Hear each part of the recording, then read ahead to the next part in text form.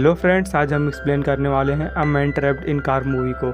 इस मूवी की IMDb पे रेटिंग है 7.4 की। तो बिना देरी के शुरू करते हैं। मूवी की स्टार्टिंग में हम एक हाई सिक्योरिटी वाले एरिया को देखते हैं। तभी हम देखते हैं कि वहाँ से एक चीरो नाम का व्यक्ति गुजर रहा होता है। रास्ते को खाली देखकर वह इस मौके का फ़ायदा उठाने को सोचता है और तभी वो अपने पास में खड़ी कार को खोलकर उसके अंदर घुस जाता है। चीरो असल में एक चोर होता है और वह इस कार में भी चोरी करने के लिए आया होता है। वह इस कार के म्यूजिक प्लेयर सिस्टम को चोरी कर लेता है और वहाँ पर रखी हुई फाइलों और पैसों को लेने के बाद वह मस्ती करने लगता है और साथ ही साथ पीछे वाले सीट पर टॉयलेट भी कर देता है। उसका काम खत्म हो जाने के बाद वो अपने गेट को खोलने की कोशिश करता है तो उसे पता चलता है कि गेट लॉक्ड है। वो अपने दूसरे गेट को खोलने की कोशिश करता है तो वो भी लॉक्ड होता है। फाइनली उसे पता चलता है कि वो इस कार में फंस चुका है और फिर वो अपने पैर से ग्लास को तोड़ने की कोशिश करता है, पर वो उस ग्लास को जरा सा भी नहीं तोड़ पाता। तोड़ना तो दूर की बात, वो उस ग्लास पर खरोच तक नहीं मार पाता क्योंकि वो सारी ग्लासेस बुलेट प्रूफ बनी थी। इसके बाद वो इस कार के प्लास्टिक वाले पार्ट को तोड़कर इस गेट को खोलने की कोशिश करता है, पर इसी चक्कर में उसका हाथ कट जाता है और उसके हाथ से बहुत ज़्यादा ब्लीडिंग शुरू हो जाती है। जब उसके पास कोई भी और रास्ता नहीं बचता है तो वो अपने बैग से गन निकालता है और उस ग्लास को तोड़ने की सोचता है, पर उस ग्लास की सारी ग्लासेस बुलेट प्रूफ होती हैं जिससे वह गोली रिफ्लेक्ट होकर उसके पैर पे लग जाती है। बहुत ज़्यादा खून बहना स्टार्ट हो जाता है। तभी वो अपना कपड़ा उतार कर उस पैर पे बांध देता है जिससे वह खून रोक सके। तभी वो अपने कार के सामने एक औरत को देखता है। वह औरत उस कार के पास अपना मेकअप ठीक करने के लिए आती है। तभी चीरो को यह बात समझ में आती है कि बाहर की तरफ से अंदर नहीं देखा जा सकता है और वह औरत अपना फेस ठीक करके चली जाती है। चीरो अब अपने वाइफ के पास कॉल करता है, पर उसके फ़ोन की बैटरी ख़त्म हो चुकी होती है जिससे वह कॉल नहीं कर पाता है। अब चीरो को पता चलता है कि वह इस कार में बुरी तरह फंस चुका है। उसके पास न तो कुछ खाने को होता है और न उसके पास पीने को पानी होता है। उसके पास बस थोड़ी सी पेप्सी बची हुई होती है। खैर, इस रात को तो जैसे तैसे निकाल लेता है।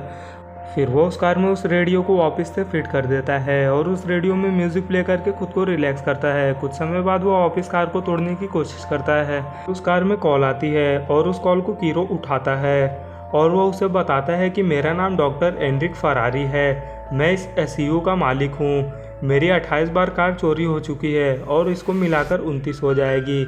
लेकिन कीरो उससे कहता है कि मुझे यहाँ से बाहर निकालो।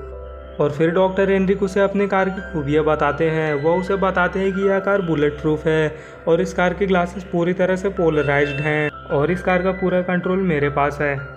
कीरो उसे उस कार से बाहर निकालने के लिए बोलता है और वो उसे कहता है कि मुझे बहुत तेज़ प्यास लगी है और यहाँ बहुत ज़्यादा गर्मी भी है।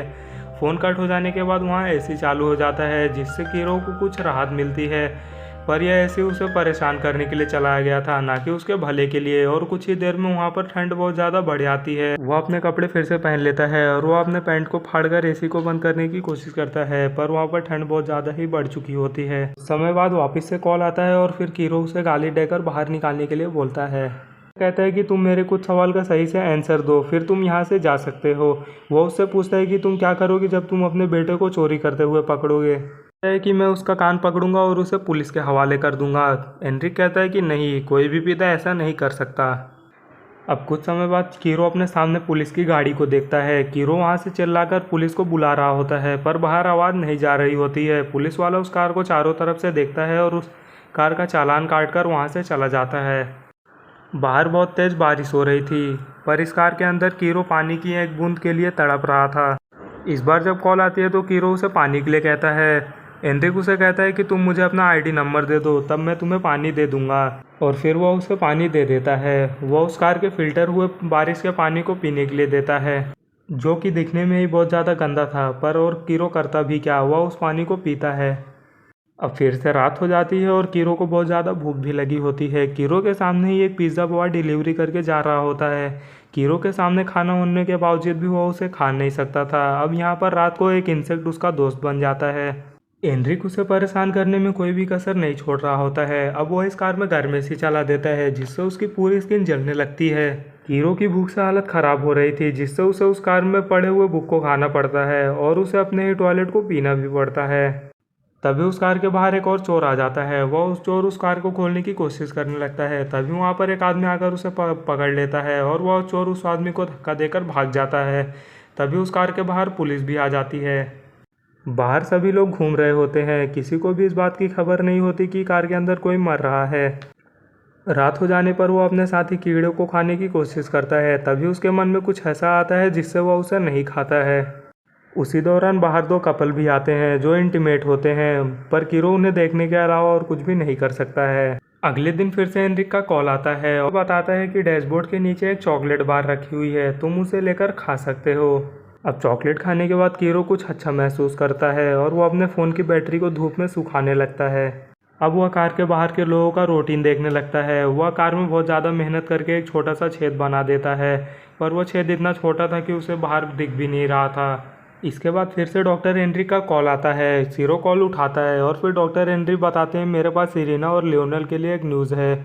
वह यह नाम सुनकर हैरान हो जाता है क्योंकि यह उसके बीवी और बच्चे होते हैं।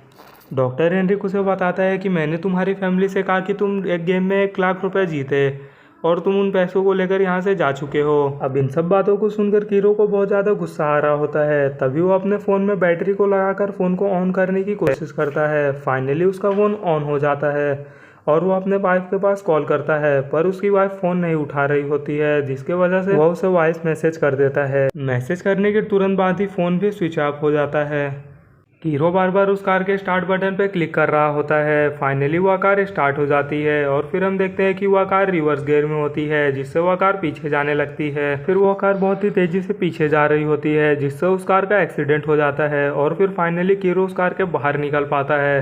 और तभी हम देखते हैं कि वह एक होटल की ओर जा रहा होता है। वह उस होटल में से पानी निकाल कर पीता है और वहाँ से कुछ खाने को लेता है। सिक्योरिटी गार्ड जब उसे पैसे मांगता है तो उसे वो गोलियाँ मार देता है। फिर हम देखते हैं कि यह सब कीरो का एक सपना होता है और फिर हम देखते हैं कि कीरो इस सब से बहुत परेशान हो चुका होता है। वह इस टॉर्चर को नहीं झेल पा रहा होता है और फिर वो अपने गन निकाल कर अपने आप को शूट करने की कोशिश करता है, पर हम देखते हैं कि उसमें बुलेट्स ही नहीं होती है। अब जब अगली बार एनरिक का कॉल आता है तो इस बार एनरिक उसके सामने आ जाता है। एनरिक को देखकर कीरो कोई भी रिएक्शन नहीं करता है क्योंकि उसमें ज़रा सी भी ताकत नहीं बची हुई होती है। अब एनरिक आकर उसके साथ कार में बैठ जाता है। कीरो ने उसे सिगरेट लाने को बोली थी, इसलिए उसने सिगरेट भी लाई थी। फिर एनरिक को किसी का कॉल आ जाता है और फिर एनरिक उससे कॉल पर बात करने लगता है। तभी इस मौके का फ़ायदा उठाकर कीरो उस पर शूट कर देता है और वह कार से रेंगते हुए भागने लगता है। कीरो के अंदर अब इतनी भी ताकत नहीं बची हुई थी वो चिल्लाकर किसी को बुला सके। तभी वो इशारा करते हुए बंदूक फायर करने लगता है, पर उसकी आवाज़ कोई भी नहीं सुन पा रहा होता है।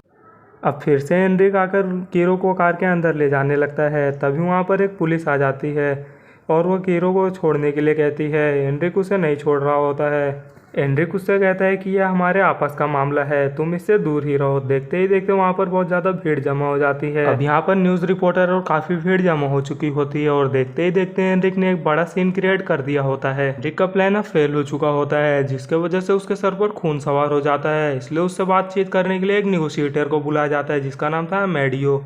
अब यहाँ पर हम देखते हैं अमेडियो और डॉक्टर एनरिक के बीच में कुछ बातें होती है। अमेडियो डॉक्टर एनरिक को समझाने की कोशिश करता है, पर डॉक्टर एनरिक नहीं मान रहा होता है। यहाँ पर कुछ लोग एनरिक के खिलाफ थे तो कुछ उसके सपोर्ट में थे, क्योंकि उन्हें भी पता था कि यहाँ पर बहुत सारी चोरियाँ हुई हैं और उन्हें भी इन सब का सामना करना पड़ा है। अमेडियो यहाँ पर एनरिक को समझा रहा होता है कि भले ही तुम्हारी 28 बार कार चोरी हो चुकी हो, पर तुम जो करने जा रहे हो उससे भी ज़्यादा बुरा है। निगोशिएटर के बहुत ज़्यादा समझाने के बाद डॉक्टर एनरिक ने अपना मन बदल लिया होता है और यहाँ पर वो कीरो को छोड़ देता है। लेकिन एनरिक अब अपने आप को कार में लॉक कर लेता है और वो फ़ोन में एक टाइमर लगा के सेट कर देता है। कुछ ही समय बाद यहाँ पर एक धमाका होता है। अब हम देखते हैं कि कीरो तो बच चुका होता है, पर जिसकी 28 बार कार चोरी हुई और जिसका कोई भी कसूर नहीं था, सिर्फ एक चोर को सबक सिखाने के लिए उसका प्लान फेल हो जाने के कारण जब लोगों ने उसका यह रूप देखा तो उस चोर से खतरनाक उस डॉक्टर को ही समझने लगे, जिसने अब सुसाइड कर लिया होता है। दूसरी तरफ कीरो, जिसने बहुत ज़्यादा गलत काम किया था और बहुत सारी चोरियाँ भी की थी, उसके खिलाफ कोई भी एविडेंस न मिलने के कारण दूसरे ही दिन उसे जेल से रिलीज कर दिया जाता है। इसी के साथ इस सस्पेंस से भरी मूवी का एंड होता है। मूवी की स्टोरी आपको कैसे लगी कमेंट करके जरूर बताना। चैनल को सब्सक्राइब करके वीडियो को लाइक कर दीजिएगा ताकि आपको आने वाली वीडियोस की नोटिफिकेशन मिल सके।